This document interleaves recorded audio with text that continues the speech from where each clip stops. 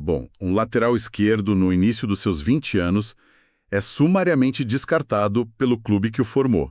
Pois é, e sob a justificativa de ser insuficiente para o time titular, né? Exato. Mas aí, em um intervalo de menos de 12 meses, esse mesmo garoto rejeitado levanta a taça da Copa Libertadores da América. E não para por aí. Ele ainda assina um contrato com a liga mais rica e exigente do planeta na Inglaterra. E retorna ao Brasil apenas para destruir repetidas vezes as defesas montadas pelo exato treinador que não acreditou no seu potencial. É um roteiro quase de cinema, né? Com certeza.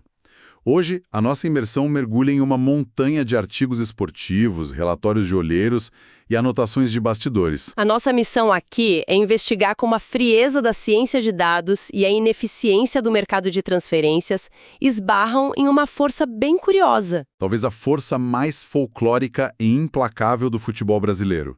A famosa Lei do Ex. A Lei do Ex é um estudo de caso absolutamente fenomenal. Então, o nosso foco hoje é a trajetória meteórica do lateral cuiabano de 23 anos. E entender como, ele se tornou o maior pesadelo contábil e tático da instituição que o revelou. Porque se a gente olhar de perto, não estamos debatendo apenas uma anedota esportiva, certo? Com certeza não. Não é só uma coincidência isolada de um domingo à tarde. Tem muito mais por trás. Tem sim. Acompanhar a linha do tempo desse atleta nos oferece um raio-x perfeito sobre gestão de talento, sabe? Mostra como os sistemas táticos podem cegar os avaliadores. E principalmente sobre a psicologia humana operando sob altíssima pressão emocional. O contraste entre a avaliação inicial e o valor real de mercado alcançado logo depois é chocante. É uma verdadeira aula sobre miopia institucional. E para entender a magnitude desse furacão, a gente precisa começar pelo gatilho mais recente. O evento que incendiou as discussões. O confronto deste domingo, dia 22 de março de 2026. O cenário era o lendário estádio de São Januário. De um lado, o Vasco da Gama, atual time do Cuiabano. E do outro, o Grêmio. A equipe que o formou e o liberou. Um ambiente de pura panela de pressão, São Januário lotado. Um clássico nacional, com todas as narrativas possíveis convergindo para o gramado. Certo, vamos desvendar isso. Porque a forma como o jogo se desenrola parece um roteiro escrito com requintes de crueldade. E a crueldade começa cedo no placar, né? Sim. O Vasco abre o placar justamente através de uma jogada aguda, incisiva e totalmente orquestrada pelo cuiabano. Ele avança, pisa na área adversária e finaliza com muita violência. E aí, a bola desvia no companheiro de equipe, o Thiago Mendes, e morre no fundo da rede. Mas tem um detalhe burocrático bem irônico aí. Tem sim. O árbitro da partida, o Davi de Oliveira Lacerda, seguindo o rigor da regra, anota o gol na súmula oficial para o Thiago Mendes. O que é fascinante aqui é como essa burocracia da súmula se torna totalmente irrelevante diante do peso do evento. Ninguém ligou para a súmula. Exato! O papel oficial pode até dizer que o gol foi do Thiago Mendes, mas o ecossistema do futebol inteiro registrou diferente. Dos analistas na cabine até os torcedores. Todo mundo viu aquilo como mais um ataque fulminante da lei do ex. Porque a infiltração, a quebra de linha defensiva, a agressividade... A autoria intelectual e física da jogada pertencia inteiramente ao cuiabano. E sabe aquele lance de encontrar um ex-chefe que te demitiu, mas agora você passa na frente dele dirigindo um carro esportivo de luxo? É a analogia perfeita. É exatamente essa a sensação que a jogada passou. E o que assusta não é apenas um lance isolado. Quando a gente olha para a planilha de dados, o negócio fica sério. Os números que sustentam essa sina do jogador contra o Grêmio representam uma anomalia estatística severa. Estamos falando de um lateral esquerdo... que é um jogador de defesa, primariamente. Historicamente, a função primária de um lateral ainda é compor a última linha de defesa, fechar o corredor. Garantir a estabilidade do setor. Um defensor não é o ponto focal projetado para decidir placares repetidamente, né? E a métrica de expectativa de gols, o XG, confirma isso. O que é fascinante aqui é que o XG para um lateral em clássicos costuma ser baixíssimo. A zona de atuação principal exige um desgaste físico imenso só para ir ao ataque e voltar. No entanto, o retrospecto de Cuiabano contra o clube que o revelou destrói qualquer modelo preditivo. É impressionante. O nível de letalidade ofensiva que ele demonstra contra o Grêmio faria inveja a atacantes de elite. Daqueles que custam dezenas de milhões de euros. Pois é uma regularidade chocante. Os dados mostram que ele marcou gols ou participou de gols em quase todas as vezes que enfrentou o Grêmio desde a sua saída. Se a gente pegar o recorte recente, é um impacto direto em 3 gols ao longo de 4 partidas. Tivemos aquele 2-1 para o Botafogo em 2024, onde a marca dele já ficou registrada. Depois um duelo tenso de 1-1 no ano de 2025. E, ainda na mesma temporada de 2025, um jogo eletrizante com vitória do Botafogo por 3-2. Novamente com as digitais dele no resultado. Não é sorte, é um padrão implacável. E a existência desse padrão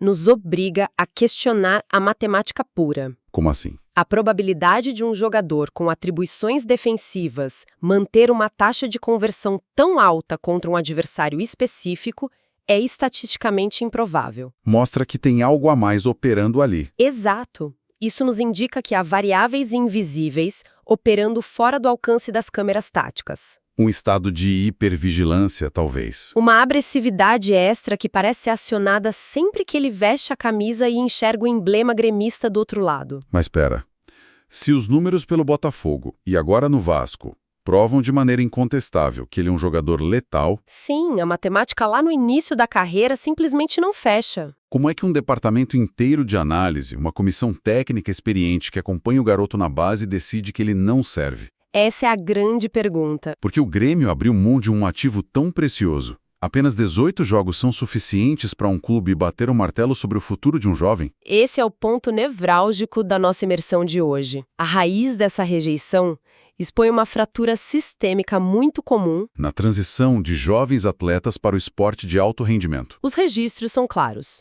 Cuiabano é cria da base gremista. Ele absorveu o DNA da instituição por anos. O problema ocorreu no gargalo final, quando chegou a hora de se estabelecer no elenco principal em Porto Alegre. A oportunidade real nunca se materializou. Ele disputou apenas 18 partidas pela equipe profissional do Grêmio. E mesmo assim conseguiu 2 gols e 1 assistência. 18 jogos, entrando muitas vezes no segundo tempo em cenários adversos. É muito pouco tempo de avaliação. Se conectarmos isso com um panorama maior, fica evidente o choque no futebol brasileiro. A necessidade imediata de resultados batendo de frente com o desenvolvimento de talentos. As anotações de bastidores apontam que o principal obstáculo foi a resistência do treinador, Renato Portaluppi. Que preferia escalar o Reinaldo como titular. Um jogador veterano que entrega a segurança imediata. Bom, mas sejamos justos com a comissão técnica aqui, né? Claro, o ambiente do futebol não oferece o benefício do tempo. O Renato Portaluppi trabalha sob uma pressão absurda. 3 derrotas seguidas e a demissão é quase certa. O Reinaldo tem vasta quilometragem na Série A. Colocar um garoto inexperiente na fogueira não seria um risco alto demais para quem precisa garantir o próprio cargo? É um argumento perfeitamente válido do ponto de vista da sobrevivência imediata. A tal segurança de piso. Exato. O veterano não se omite em jogos grandes. Mas essa escolha gera um custo de oportunidade gigantesco para a instituição. Ao priorizar a estabilidade de um veterano cujo valor de revenda é quase nulo, o clube sufoca um ativo próprio. E tem o fator do ecossistema tático também. Pense nisso como tentar rodar um software de última geração em um hardware antigo. Explica melhor essa incompatibilidade do sistema. O sistema de jogo do Grêmio na época exigia um lateral que participasse da construção das jogadas por dentro, De forma mais cadenciada. apoiando o meio-campo. Esse ritmo mais pausado favorece um jogador experiente. E o Cuiabano é força pura, né? Explosão e verticalidade. Ele não tinha a paciência tática que o esquema pedia. Ele queria atacar o espaço em velocidade. Em vez de adaptar o sistema para potencializar a força do garoto, a comissão técnica interpretou isso mal.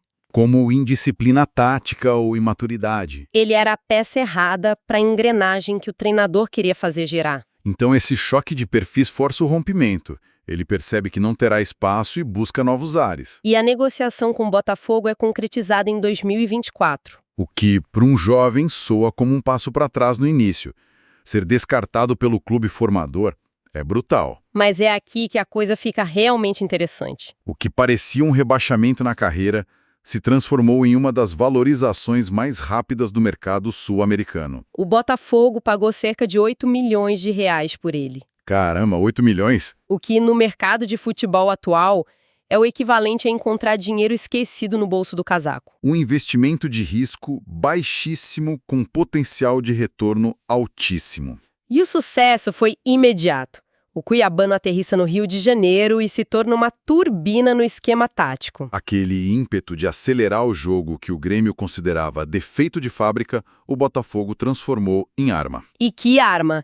Ele fez parte do elenco que se sagrou campeão do Campeonato Brasileiro. E logo em seguida, da cobiçada Copa Libertadores da América no mesmo ano. É o contraste absurdo da narrativa. Ele sai de reserva, sem espaço, para o topo absoluto do continente. Essa reviravolta escancara como a ineficiência de um departamento de futebol pode ser o triunfo do vizinho. Os analistas do Botafogo não inventaram um jogador novo. Eles só mapearam o mercado buscando o perfil que faltava no elenco deles. E o esquema carioca pedia exatamente aquela intensidade. E a definição de encontrar o ecossistema correto para o talento operar em capacidade máxima. E essa capacidade máxima logo chamou a atenção na Europa. A valorização culminou na aquisição de seus direitos econômicos pelo Nottingham Forest da Inglaterra. A Premier League. O mercado operou como um grande corretor de anomalias. O Botafogo comprou na baixa e vendeu na alta. E para a liga mais rica do planeta. Onde padrões físicos e velocidade de jogo são os mais altos. É a validação técnica máxima. É uma jornada de cinema. Parecia o ponto final perfeito para a narrativa de superação. Mas a realidade do futebol sempre surpreende. O Nottingham Forest decide que, para o desenvolvimento de longo prazo, ele precisa de muita minutagem sob pressão. Então eles emprestam o cuiabano de volta ao Brasil. Pro Vasco da Gama, até o fim da temporada. E é aqui que os deuses do futebol resolvem brincar com a situação. A ironia do destino. Adivinha quem é o atual treinador do cuiabano no Vasco? O mesmo Renato Portaluppi? Então, o que tudo isso significa? Imagina o clima nesse vestiário. O mesmo técnico que o preteriu no Grêmio, forçando a saída dele, agora depende das atuações desse garoto. Especialmente daquelas atuações contra o próprio Grêmio, como vimos em São Januário. Isso levanta uma questão importante sobre as idas e vindas do meio esportivo. Deve existir um eu avisei silencioso por parte do jogador, não acha? Com certeza tem um ruído no ar. O mundo do futebol é muito cíclico. Queimar pontes é um erro fatal. O profissional que não serve para o seu esquema hoje pode ser a sua salvação em outro clube amanhã. O futebol exige uma maturidade onde o passado é esquecido em prol do resultado de domingo. O pragmatismo precisa vencer o ego. E o Renato sabe reconhecer a realidade dos fatos. Ele entende que não pode abrir mão de um lateral capaz de quebrar linhas defensivas inteiras sozinho. Por outro lado, o cuiabano sabe que trabalhando com o Renato no Vasco, ele tem o holofote necessário. Para manter o valor elevado e justificar o plano do Nottingham Forest. Mas a assimetria mudou. Antes, era um garoto buscando aprovação. Agora é um campeão da Libertadores, chancelado pelo mercado inglês. E o fato dele canalizar tudo isso para punir o sistema defensivo que falhou em avaliá-lo, cimenta a lei do ex. Para sintetizar tudo isso que desbravamos nos relatórios, a jornada é incrível. De cria rejeitado em Porto Alegre, a campeão brasileiro e da Libertadores. Ativo do futebol inglês e carrasco absoluto do clube que o revelou. E por que isso é relevante para quem acompanha a imersão de hoje? A trajetória dele é a prova viva de que a rejeição em um ambiente específico não define o seu valor de mercado. Às vezes a pessoa só está no esquema tático errado. Ou no ambiente corporativo errado, né? A estagnação de resultados muitas vezes não é falta de habilidade. É o software incompatível. E antes da gente encerrar, quero deixar uma pulga atrás da orelha de quem escuta. Uma reflexão final. Será que a lei do ex é puramente uma coincidência estatística inflada pela mídia? Há uma corrente que defende que adoramos narrativas dramáticas de redenção. Mas e se o peso psicológico da rejeição altera fisicamente o estado de foco e a performance de um atleta? É fascinante pensar nisso. A memória quase física de ter sido julgado insuficiente. Imagine a bioquímica operando naquele gramado. O ato de olhar para aquele uniforme disparando adrenalina e cortisol. Um estado de hiperfoco tão severo, que multiplica a velocidade de decisão e a potência muscular. Tornando a vingança esportiva uma profecia autorrealizável e quase científica. Transformando folclore em fenômeno fisiológico documentado. Até que a gente tenha os neurocientistas medindo as ondas cerebrais desses atletas na hora do chute. A única certeza absoluta é que o Grêmio ainda deve sofrer com as consequências daquela decisão. Porque seja pela ciência ou pelo folclore da lei do ex, o cuiabano encontrou o seu ecossistema perfeito e não parece ter a menor intenção de tirar o pé do acelerador. Até a próxima imersão!